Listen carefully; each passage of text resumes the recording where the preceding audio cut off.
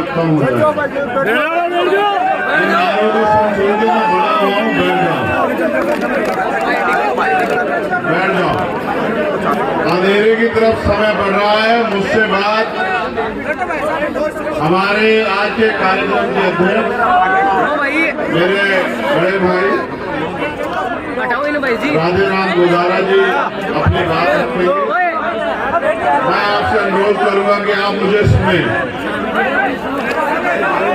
जब आप मुझे सुनेंगे और मेरे द्वारा कही गई बातों पे खड़े हो जाएंगे, आप ये समझ लो कि यहाँ के किसान इस लड़ाई को जीत जाएंगे। तो मैं आपसे आग्रह करूंगा, बैठ जाओ। ये काम पत्रकार साथियों को, ये काम पत्रकार साथियों को कुछ समय प्राप्त कराने। आप यहाँ के लोग बैठो, आपको देखे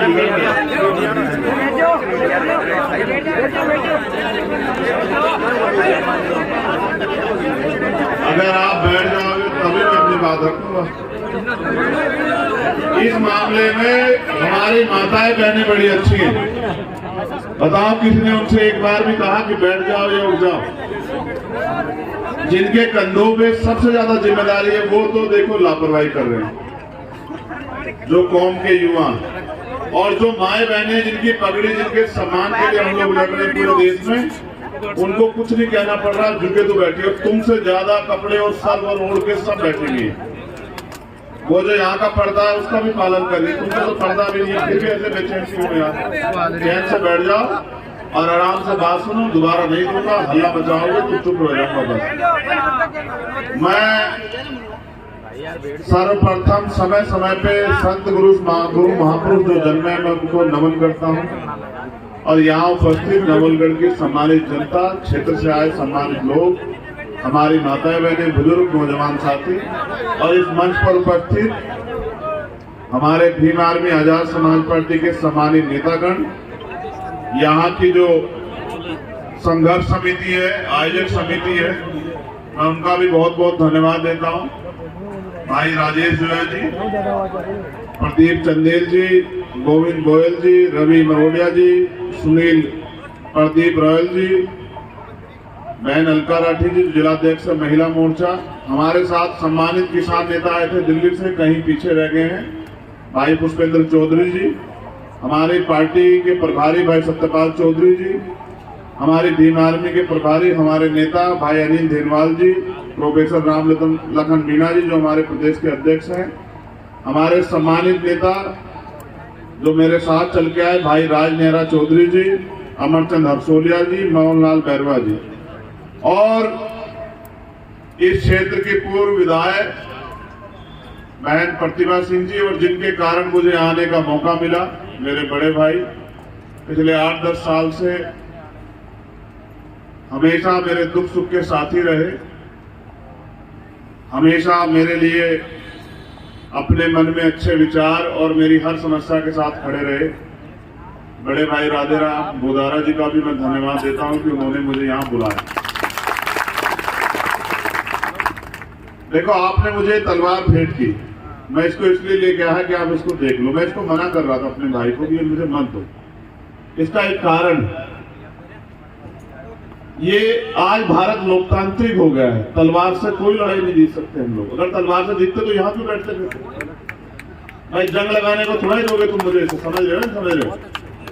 तलवार से कोई लड़ाई नहीं जीती जा रही। भारत लोकतांत्रिक देश है, संविधान है। जिनके पास कलम की ताकत है, ये कलम उनका राज है। जिनका राज है वो कोई धरना नहीं करते।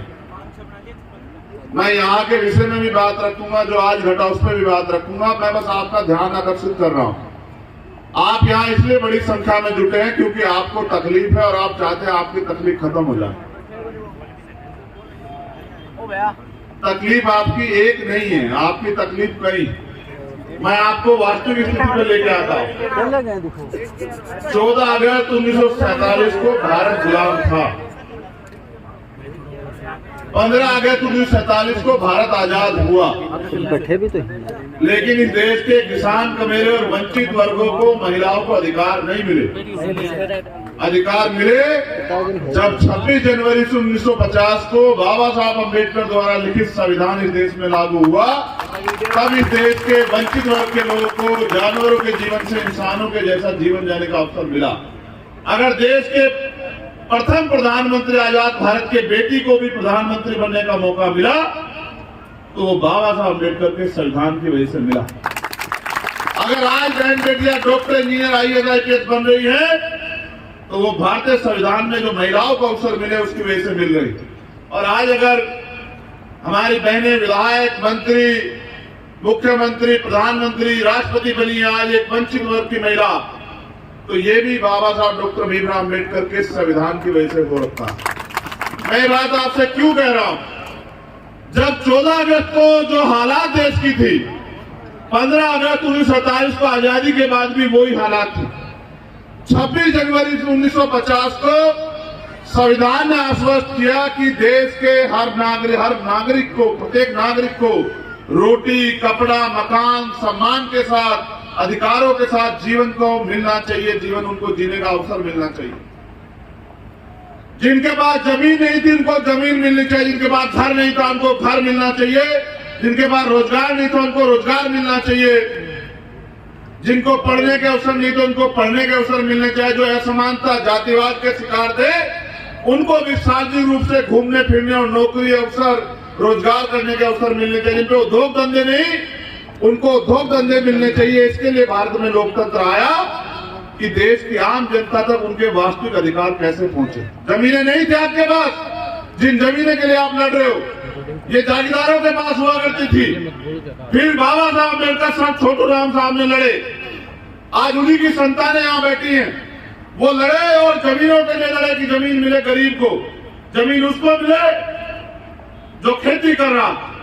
और फिर भूमि जमींदारी आंदोलन हुआ, जमींदारी जो कानून था वो खत्म हुआ, कमजोर वंचित वर्ग के लोगों पे जमीन आई, तब आपने खेत में हल चलाया। और आज उन जमीनों को जो आपको आजादी के बाद मिली उनको सरकारें छीनने का काम कर रही।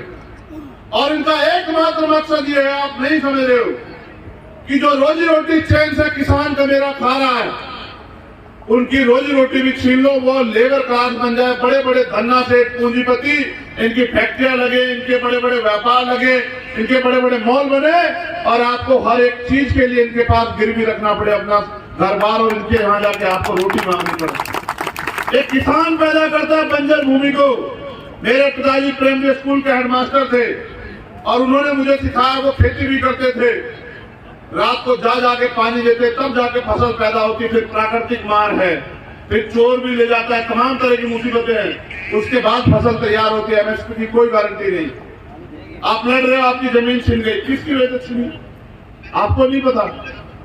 मैं तो नवलगढ़ की जनता पे वो कर रहा हूं भाई, मेरी बात पे गौर करना आप सब लोग। लोकतंत्र का मतलब ये है कि जिनकी ज्यादा संख्या उनका राज होगा, जो बहुसंख्यक लोग हैं उनका राज होगा।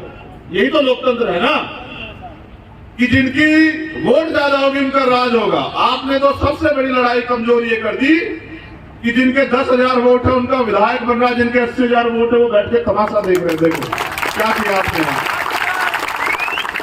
मैं ये नहीं कह रहा कि दूसरे लोग नहीं बन, सब बन सकते हैं, लेकिन आप ये बताओ, अगर दुश्मन के हाथ में औजार दोगे तो आपका इलाज करेगा नहीं करेगा? बताओ। करेगा। अब आज उसी के लिए तो परेशान हूं मैं वापिस आता हूं। मैं जब आ रहा था, हमारे साथी यहां से भी कह रहे थे, एक साथी हमारे बड़ी अच्छी बात की उन्होंने, ये कह देंगे कि संविधान बाबा साहब ने नहीं लिखा है, संविधान तो क्या नाम बताया उनका? ए भैया छोड़ो, वीरवार मत बताओ, सुनो, बाबा साहब अम्बेडकर की औलादे जिंदा हैं। इतिहास नहीं, भूगोल में बदल रहा है। भूगोल ऐसे गुंडे मवाली बहुत देखे हमने, समझ रहे हो। हमारा मन नहीं था जाने का वहां, तुम्हें सच बता रहे। हम किसान कमेरों के औलादे, हमारा मन नहीं था वहां जाने का, इसलिए जाने का मन नहीं था, आपके बीच में आने का मन था। वरना भाई लोग यहाँ बैठे हैं, अगर जाने का मन होता तो वो क्या वो डंपर वंपर लगाए थे? वो डंपर वंपर पलट के जाते भीम आर्मी, आप जानते हैं। यहाँ जो बैठे वो जानते। मैंने कहा कि रुक जाओ, तुम्हें लगता है कि हम आजाद हैं, है या नहीं है? तुम्हें लगता है ये डंपर रोक लेंगे क्या? हम नहीं। तो हम यहाँ आए क्यों हैं?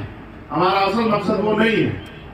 भाई ने बताया जब मेरी बात की शुरुआत कर रहे थे कि मैं माल्यार्पण का विरोध नहीं, मैं माल्यार्पण का विरोध नहीं करता, मैं माला पहनने का विरोध करता हूँ। माल्यार्पण तो मैं अपने महापुरुषों को करता हूँ, इसलिए करता हूँ, उनका कर्ज है हमारे ऊपर, उन्होंने हमारे लिए बलिदान दिया है, वो हमारे लिए लड़े, संघर्ष किया, एक एक अधिकार के लिए जो आंदोलन किया, लाठियां खाई। हम क्रांतिकारियों के बच्चे हैं, हमें इस बात पे फख्र है देश में, किसान कमेरे को उड़ा दें। लेकिन मैं माला इसलिए नहीं पहनता कि जिनके समाज के लोग यहाँ, जैसा भाई ने एक स्पीच में बताया कि बहनों को खींचा गया, उनको पीटा गया, गाड़ियों में भरा गया, ये लड़ाई यही नहीं चल रही है देश में। वहां देखो आप जंतर मंतर पे क्या हुआ, पहलवान बेटियों के साथ किस तरह का अन्याय किया गया, देखा आपने? कल हरियाणा में किसानों के साथ किस तरह का अन्याय किया गया, वहां के नेता सारे उठा के बंद कर दिए, किस तरह पीटा गया, एक किसान शहीद हो गया है। आपको लगता है मांगने से अधिकार मिल जाएंगे? अब तक आपकी समझ में नहीं आया कि अधिकार कैसे मिलेंगे। अधिकार छीनने पड़ते हैं, छीनने, और छीनने के लिए दम चाहिए। आप समय तय कर लो। जो सीनियर कमेटी के लोगों में अपनी तरफ से आदेश नहीं देता हूं, मैं आंदोलन में आपकी मदद करने के लिए आया, उसके पकड़ी मारने नहीं आया कि मैं इस आंदोलन को आगे बढ़ाना चाहता हूं। आप जो तय करो, हमारे सीनियर साथी यहाँ हैं, अगर आप तय कर दोगे तो इस फैक्ट्री में एक दिन काम नहीं होगा, मेरा आपसे वादा, ताला लगा देंगे। हमारी जमीन आपको नहीं पता किस भाव दी है सरकार ने, अब किस भाव खरीदी जा रही है, आपको नहीं पता किस भाव देनी चाहिए थी, आपको नहीं पता कि क्या मुआवजा होना चाहिए था, सर्किल रेट क्या है, और किस तरह से सरकार के इशारे पे सर्किल रेट कम किया हुआ है, जिससे कि इनकी जमीनें, किसानों की जमीनें जो संविधान से मिल गई है, इनको लोग हड़प लें। और आपको नहीं पता कौन कौन से लोग प्रभावित होंगे, जिनके खेत हैं वो तो किसान प्रभावित होगा, लेकिन जिनका घर चलता है खेती से, जो खेती से जुड़े लोगों से जुड़े हुए हैं, चाहे वो लोहे का, लकड़ी का काम करने वाला साथी हो, चाहे जिनके पशु पलते हो, या जिनको छोटा मोटा लकड़ी का रोजगार हो, वो सब इनसे प्रभावित होंगे। आप नहीं समझ पाए।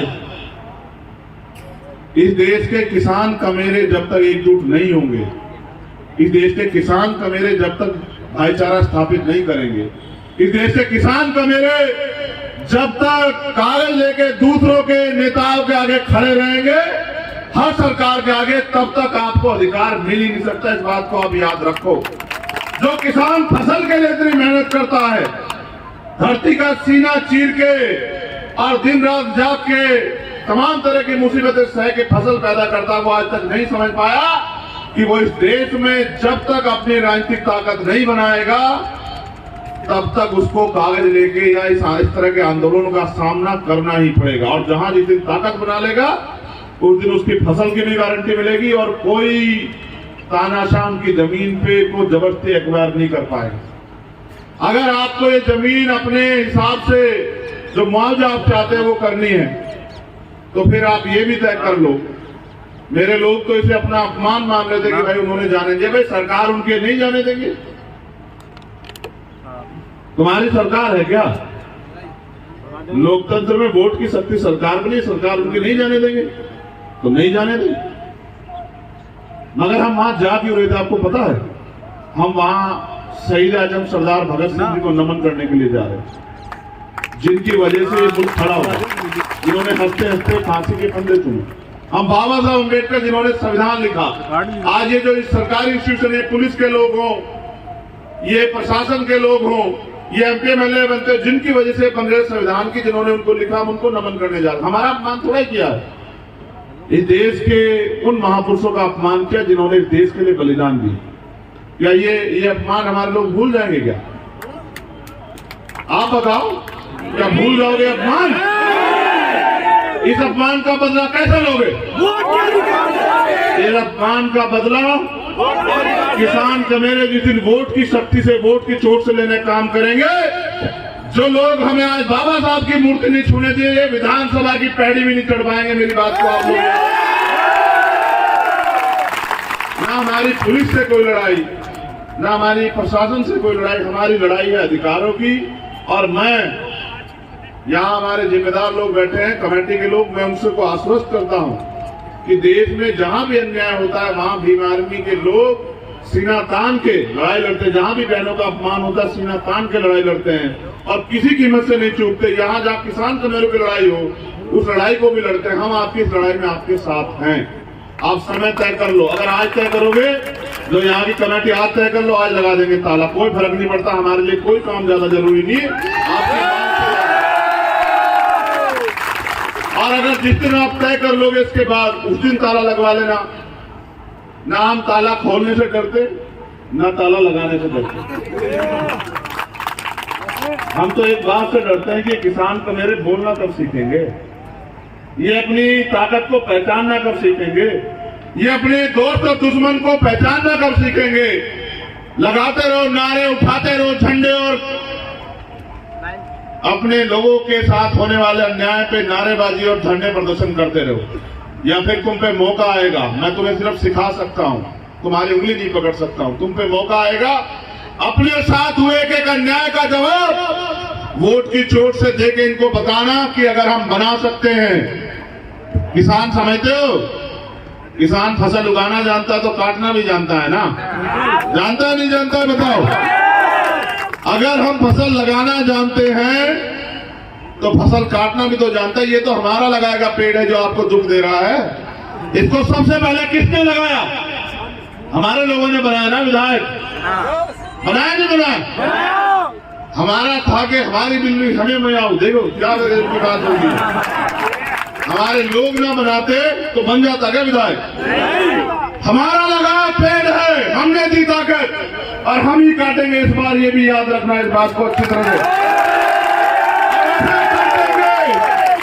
कि आज के बाद कोई, कई मामले मेरे सामने आ गए, आज के बाद कोई जो है विधायक और एमपी, कोई मंत्री किसी किसान की जमीन पे गलत नजर नहीं उठाएगा और किसी गरीब की बच्ची की तरफ आंख उठा के नहीं देखेगा। हम सब जानते हैं उनके कर्मों को यहाँ। लेकिन मैं आपसे कहना चाहता हूँ, सिर्फ नारों से काम नहीं चलेगा भाइयों, बहुत कम समय बचा।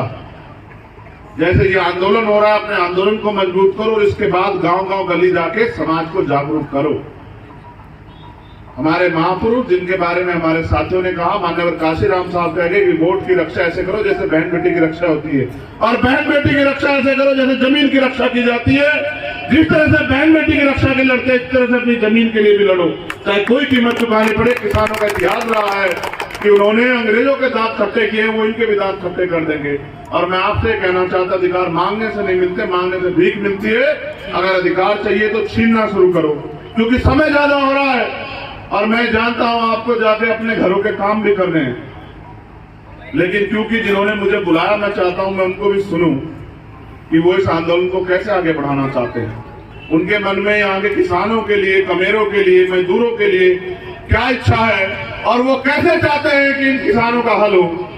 फिर जैसे मैं उनके आज के बुलावे पे आया, मैं उनके साथ रहूंगा और मैं उनसे कहना चाहता हूं कि जब आप तय कर ले मन में कि इनके न्याय की लड़ाई को जमीन पे मजबूत करना हो, आप हमें बता देना।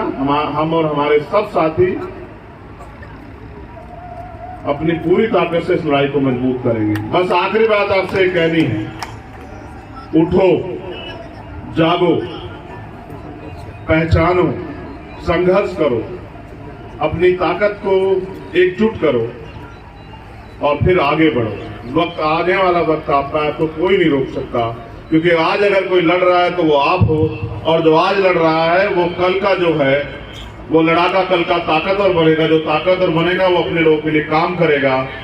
साहब ये कहा करते थे कि वोट अगर इनको दोगे तो इनके लोग ताकतवर होंगे, वोट अगर उनको दोगे तो उनके लोग ताकतवर होंगे, अगर वोट अपने लोगों को दोगे तो आपके लोग ताकतवर होंगे। जब आपके लोग ताकतवर होंगे तो आपके काम करेंगे, आपके लिए खड़े रहेंगे। फिर अच्छा सोचो, यहाँ अगर हमारा व्यक्ति ताकतवर होता तो क्या यहाँ के सीओ साहब मुझसे कहते कि भैया वहां मत जाओ, उधर परमिशन नहीं है? क्या मुझे परमिशन मांगनी पड़ती? तो मेरी परमिशन तो आप डिनाई करवा रहे हो।